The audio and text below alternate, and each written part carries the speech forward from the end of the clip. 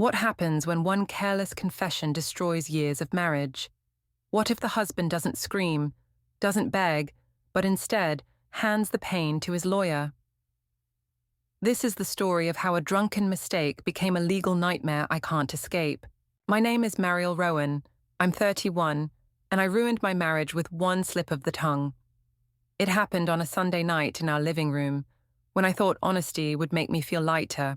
Nathan, my husband, asked why I was acting distant, and I blurted out the truth, that after drinks with Joel, my best friend since college, I ended up in his bed. I tried to soften it, saying it was just one mistake, that the alcohol clouded everything, that it meant nothing. But the words hung in the air like smoke. Nathan didn't shout, didn't even ask how it happened. He just looked at me for a long moment and said he'd make some calls in the morning. I thought he was bluffing, maybe trying to scare me. But now my phone keeps buzzing with numbers I don't recognize. And when I finally answered one, it was a lawyer, my husband's lawyer. It began in our own living room, the night I decided to confess. Nathan had just finished a long shift and looked worn out, but I couldn't hold it in anymore. We were sitting on the couch, the TV humming in the background, when he asked why I'd been so quiet all weekend. I stared at the floor and told him I had made a mistake. He frowned, asked what kind of mistake, and I said the words I can never take back, that after drinks with Joel, I ended up in his bed. His face went blank, as if he didn't quite hear me. I rushed to explain it was just one time, that I was drunk, that it didn't mean anything. He asked if I was serious, and I nodded, my throat tight. I expected yelling, questions, maybe even begging me to explain. Instead, Nathan stood, walked to the counter, and picked up his phone. He said he would call in the morning. That was it. No fight, no anger, just a cold decision. I sat there shaking, insisting it was nothing compared to our years together, but he didn't look back. He went upstairs, leaving me with silence heavier than any words. The fallout started fast. A few nights later, we went to a small dinner at a friend's house.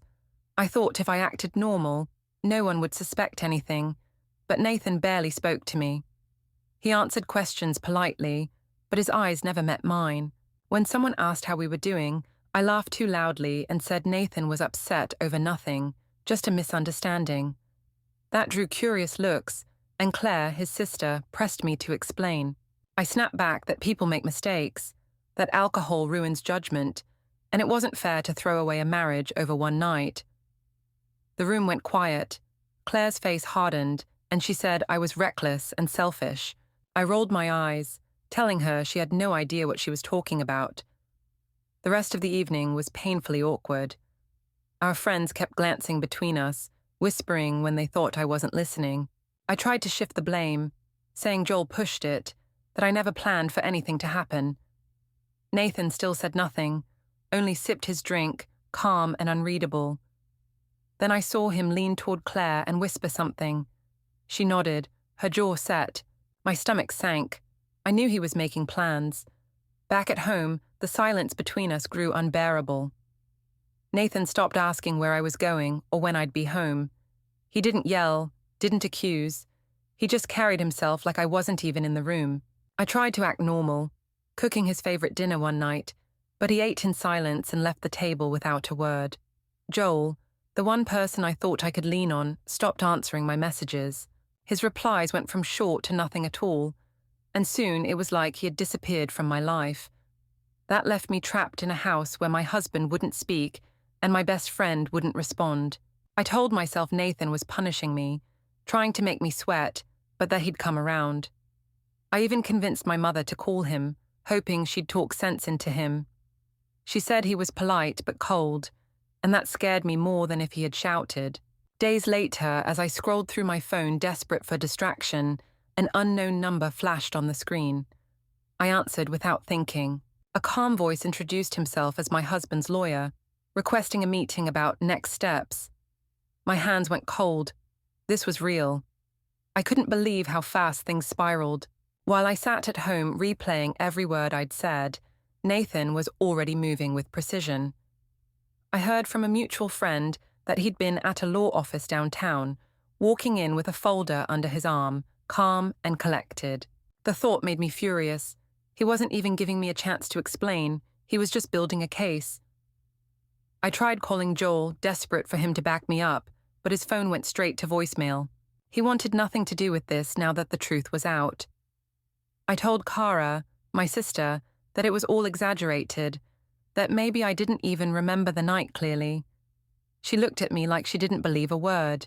Then came the final blow. A friend sent me screenshots.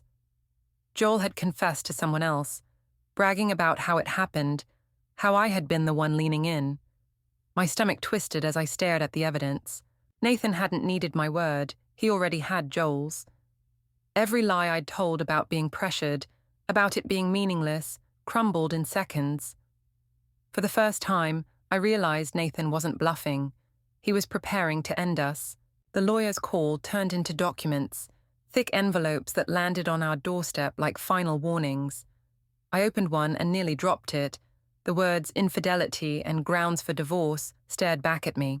Nathan's name was there, neat and steady, like he'd signed away the life we built without hesitation. I tried to call him, to beg him not to take this route, but he didn't answer.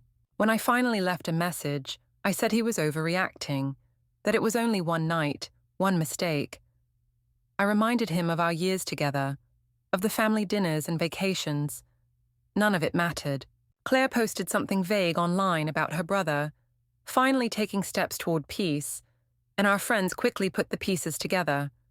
I felt their eyes on me, the judgment, the whispers.